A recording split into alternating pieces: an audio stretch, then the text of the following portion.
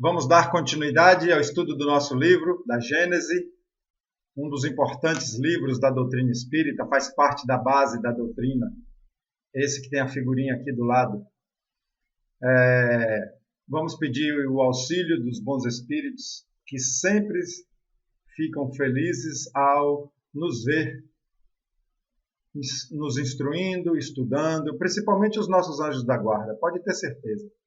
Porque os nossos anjos da guarda são pessoas, não são anjos, não são seres extraordinários criados por Deus, são pessoas mais evoluídas do que nós e que, com muito amor e muita alegria, assumiu essa tarefa de nos orientar durante essa encarnação. Porque quando a gente vem para aqui, a gente esquece. É o chamado abençoado esquecimento de nossas vidas passadas, para que a gente tenha a oportunidade de fazer de novo, diferente. Tá bom? Então, quanto mais a gente se instruir espiritualmente de uma forma raciocinada, de uma forma lógica, mais a gente se convence a si mesmo. E essa fé deixa de ser fé cega e passa a ser fé raciocinada. E o bem, o amor ao próximo, deixa de ser algo filosófico, algo teórico, e passa a ser uma necessidade prática. Amar, perdoar, passa a ser uma necessidade prática para o bem de nós mesmos. É essa a mensagem do Cristo. Então vamos aqui retomar os nossos estudos. A gente está no capítulo 11. Capítulo 11. Estamos estudando a Gênese espiritual. E vamos pegar agora o tópico Encarnação dos Espíritos. É um tópico longo, vamos ter mais de um vídeo, mas que ele é realmente rico. Rico da ciência espiritual, da revelação nova que a doutrina espírita veio trazer, através da mediunidade, através do trabalho dos espíritos desencarnados e encarnados, como Kardec e sua equipe. Tá bom, pessoal? Você que está abrindo esse vídeo pela primeira vez, desse canal Conversando sobre Espiritismo, siga o canal, porque além de estudos, a gente tem os vídeos curtos, com temas variados. Então siga o canal, e clica no sininho e deixa seu comentário, sua observação, sua pergunta aí, tá bom? Então vamos lá, Encarnação dos Espíritos.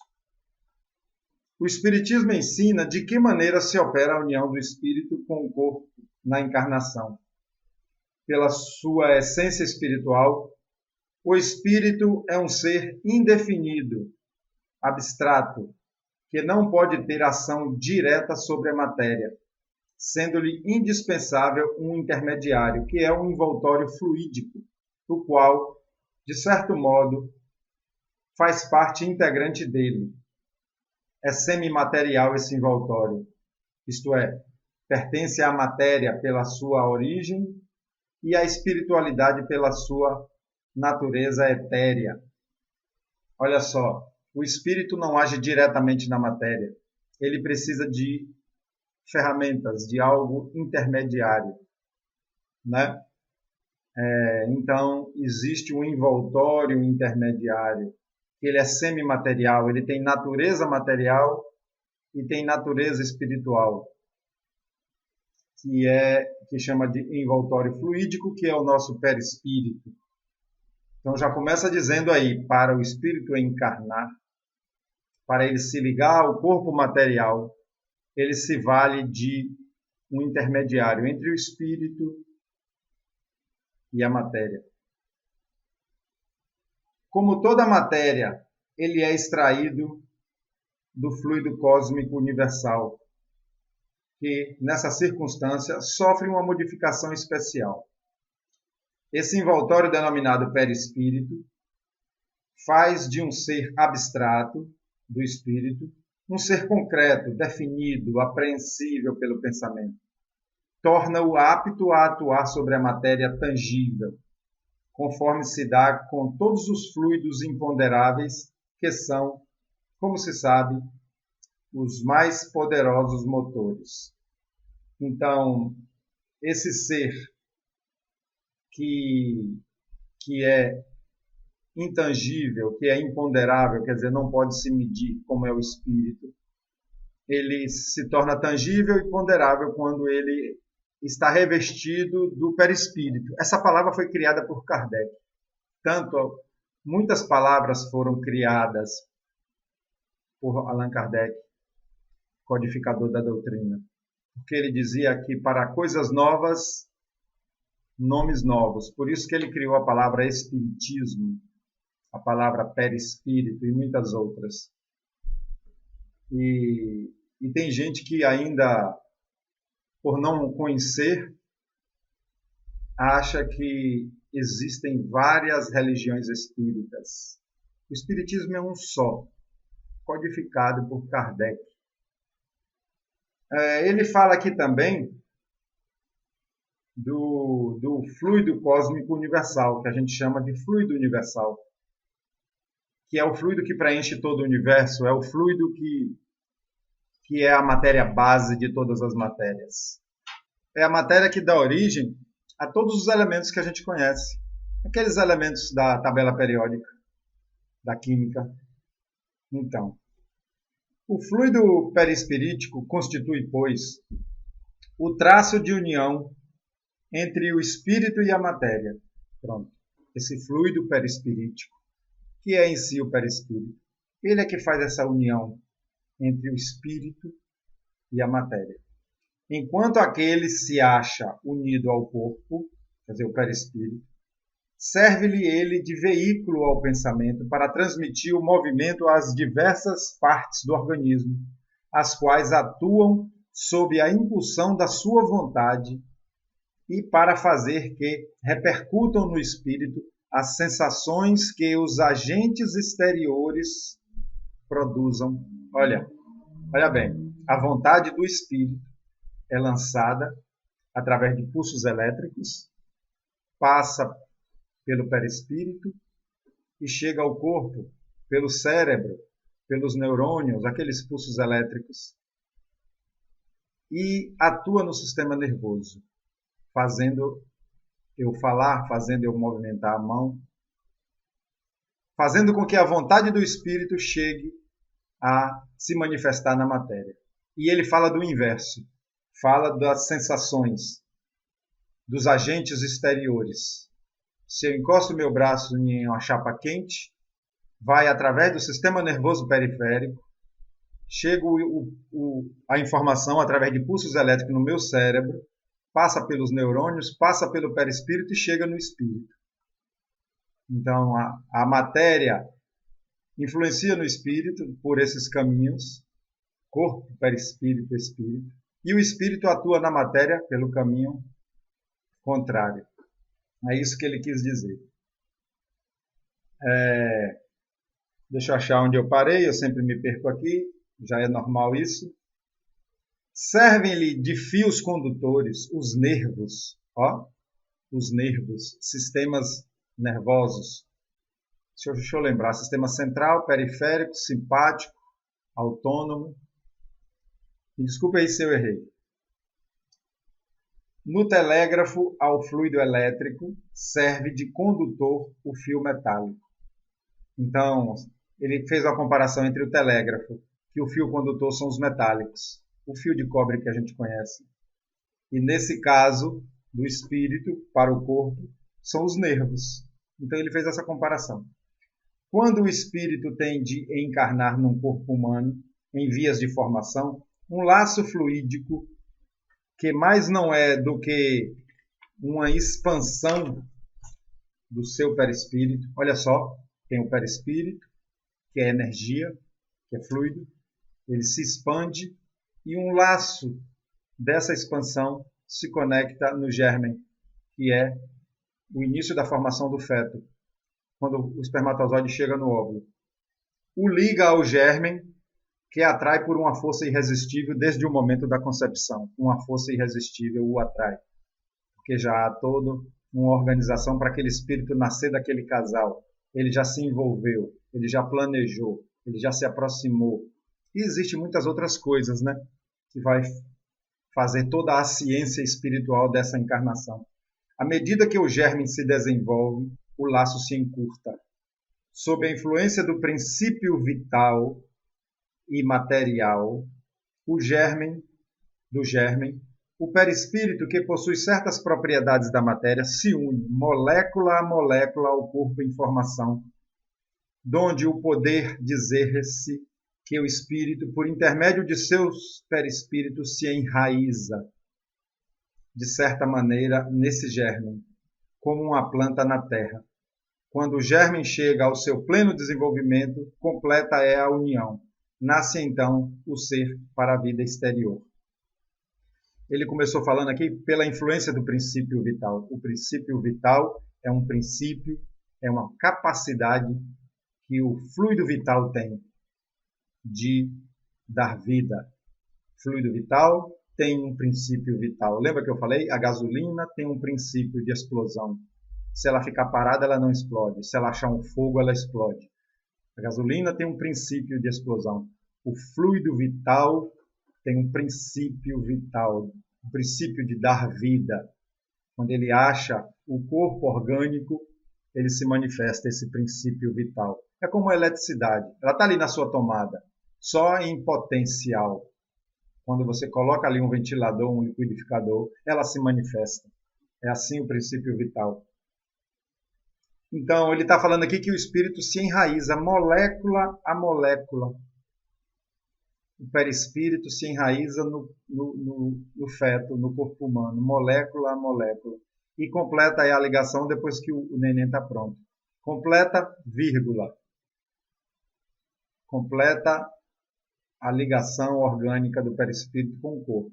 Mas a gente já sabe que a reencarnação só se completa em termos psicológicos das faculdades intelectuais aos 7 anos de idade.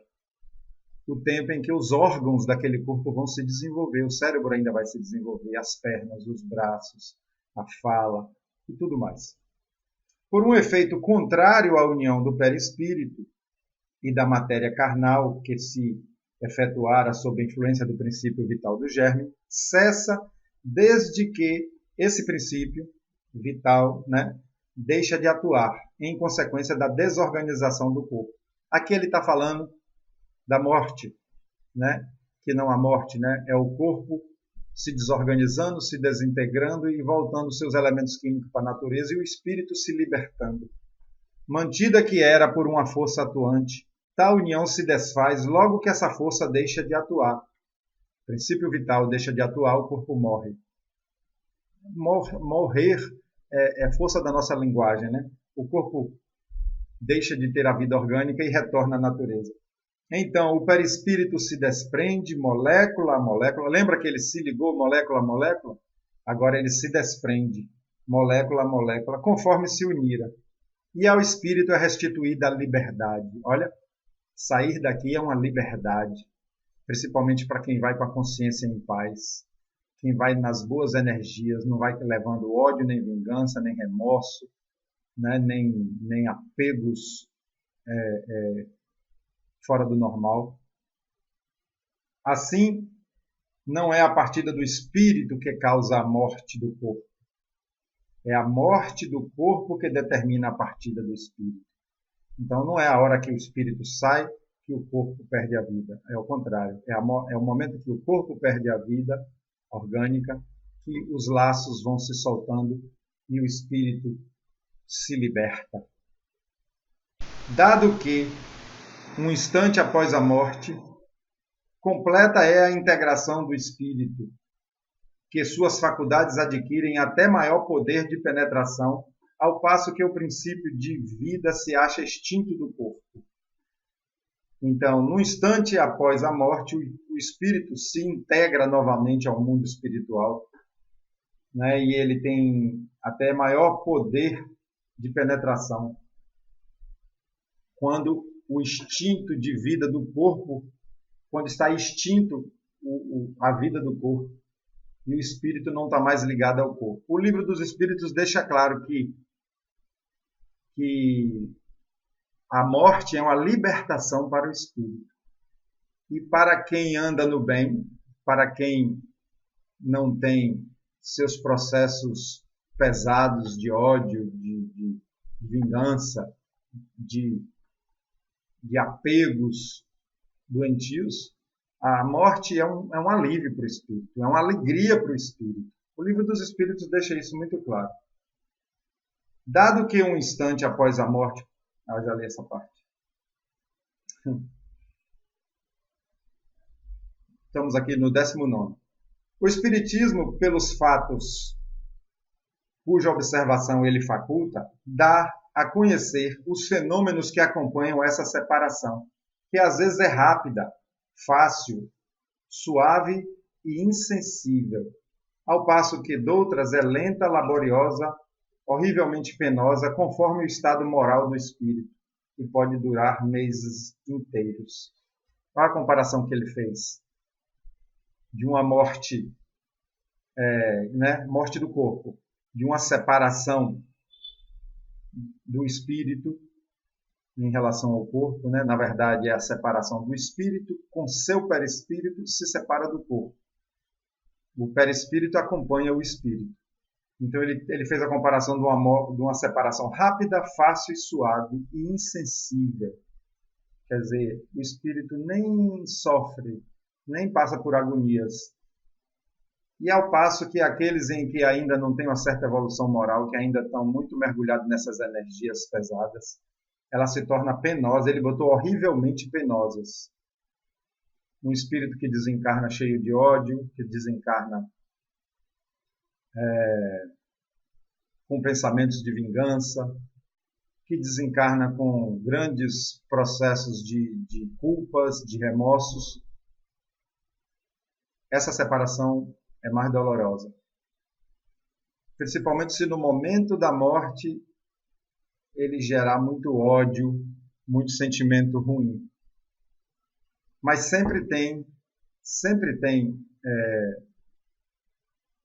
o apoio da espiritualidade, dos espíritos que amam, dos espíritos amigos, sempre estão ali prontos a ajudar nessa separação.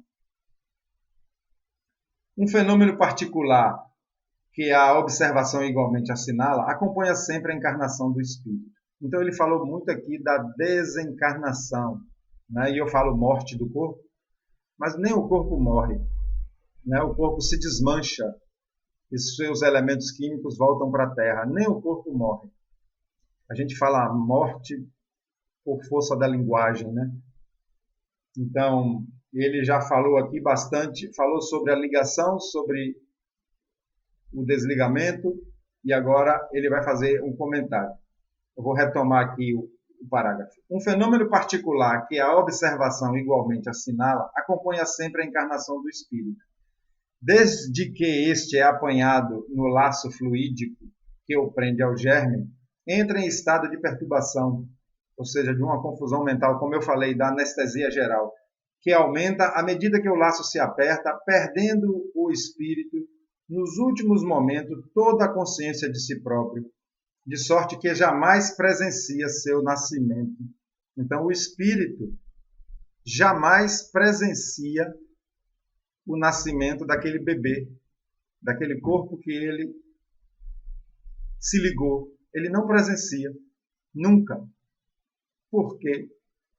Porque ele está ali dopado, vamos dizer assim, ele está sem consciência de espírito, ele está totalmente ligado a um organismo ainda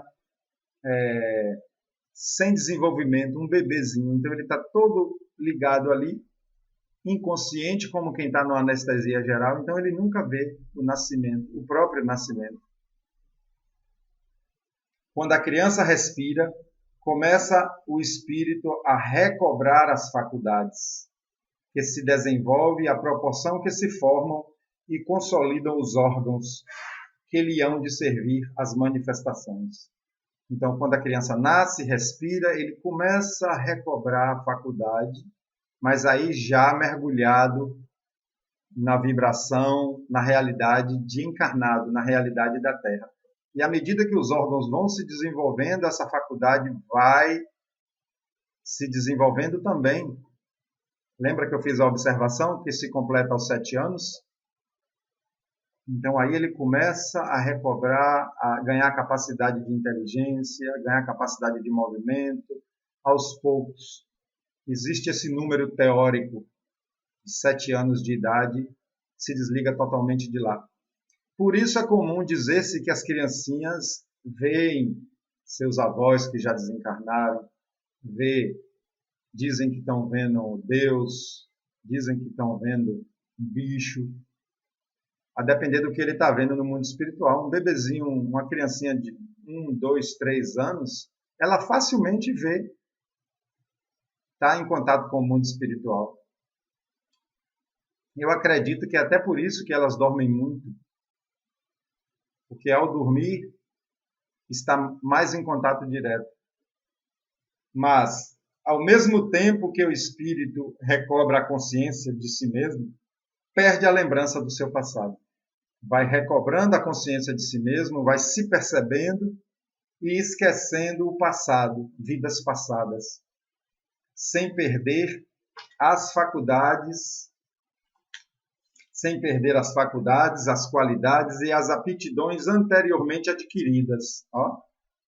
As qualidades morais, as intelectuais, as aptidões, vem tudo com o espírito, que haviam ficado temporariamente em estado de latência e que, voltando à atividade, vão ajudá-lo a fazer mais e melhor do que antes. Então, essas faculdades vão retornando, vão voltando às suas habilidades, os seus conhecimentos, a sua personalidade, pouco a pouco. Essas coisas que a gente está lendo aqui, eu posso dizer assim, é como acontece de uma forma geral, né? É como acontece com a grande maioria, porque há diferença de um espírito que tem muito mérito, muita evolução, tem muita maturidade espiritual, moral, também para aquele espírito ainda muito trevoso, muito mergulhado nas energias ruins, nas energias da maldade. Então há diferença. A gente, quando estuda aqui, a gente estuda o que acontece em geral com a maioria. Por que eu estou dizendo isso? Porque aqui está falando das habilidades, das aptidões. Às vezes é necessário a um espírito que nessa encarnação ele esqueça temporariamente uma certa habilidade, uma certa aptidão. Porque o processo que ele veio viver na atualidade não vai ser compatível com aquela habilidade que ele tem, com aquela aptidão. Por exemplo, um espírito que tem uma grande habilidade, seja poética, seja do esporte, seja da música, e que fatalmente, ao reencarnar, ele seria rico,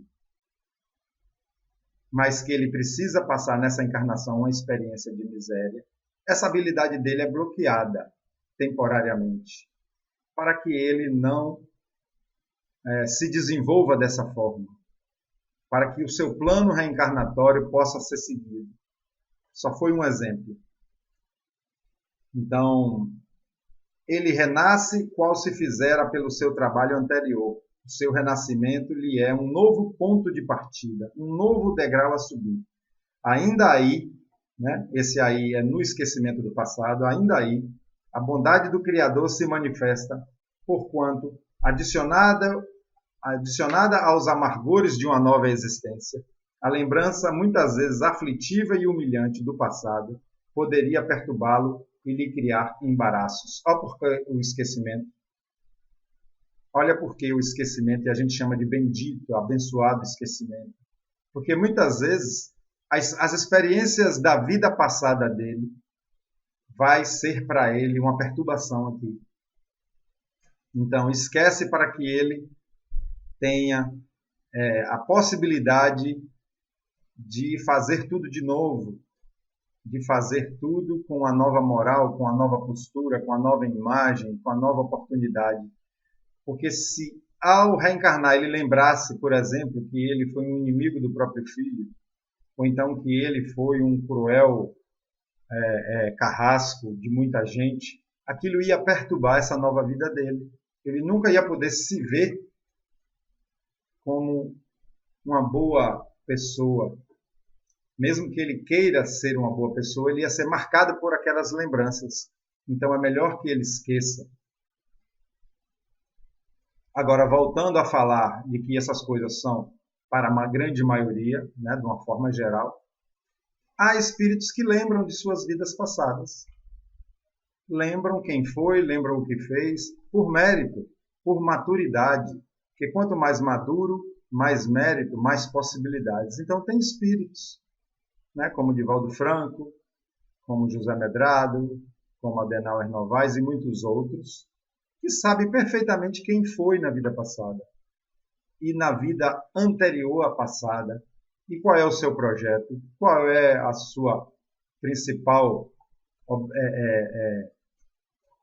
plano, o seu principal plano para essa encarnação. Eles sabem tudo, por quê? Por mérito, eles podem lidar com essa informação. Ele apenas se lembra, aqui agora voltando a falar de forma geral, né, da grande maioria de nós, ele apenas se lembra do que aprendeu, por lhe ser isso útil. Se às vezes lhe é dado ter uma intuição dos acontecimentos passados, essa intuição é como uma lembrança de um sonho fugitivo. Ei-lo, pois, novo homem, por mais antigo que seja o espírito. Adota novos processos, auxiliado pelas suas aquisições precedentes. Quando retorna à vida espiritual, seu passado se lhe desdobra diante dos olhos e ele julga de como empregou o tempo, se bem ou se mal. Então, entra no bendito esquecimento, no abençoado esquecimento, vive a sua vida, ele tem intuição, né, do que deve ser feito, do que deve ser, em que pontos ele deve crescer nessa encarnação. Ele, além de ter a intuição própria, ele é intuído pelo seu anjo da guarda. Ele revê seus planos enquanto o corpo dorme e ele se afasta do corpo, ele revê seus planos. Olha quantas oportunidades é dada. Ele é intuído pelo anjo da guarda, ele revê durante o sono, ele tem a própria intuição. E ao terminar essa encarnação, ao sair do corpo, ele se depara com toda a sua lembrança do que veio fazer, do que fez, do que não fez. E aí ele vai estar satisfeito ou não com o que fez aqui. E esse estar satisfeito ou não é que vai lhe dar uma dose de felicidade, de êxtase ou de arrependimentos e remorsos. E o que é esses arrependimentos e remorsos? É a tão famosa palavra conhecida no movimento espírita como umbral. Umbral é isso. Então, vamos acabar com essa ideia de que um umbral é um lugar, um portão, onde fala assim, aqui é o umbral. Umbral é um estado de vibração, em que você se conecta com outros espíritos em mesmo grau de perturbação e forma ali um ambiente, forma ali uma egrégora de sofrimento, maior ou menor, a depender de cada caso. Não há, portanto, solução de continuidade na vida espiritual, ou seja, não há interrupção na vida do espírito, sem embargo do esquecimento do passado. Cada espírito é sempre o mesmo eu, antes, durante e depois da encarnação. Vou ler de novo. Cada espírito é sempre o mesmo eu, antes, durante e depois da encarnação, sendo esta apenas uma fase da sua existência. O próprio esquecimento se dá tão só no curso da vida exterior de relação. O esquecimento se dá aqui, enquanto eu estou aqui na vida de relação.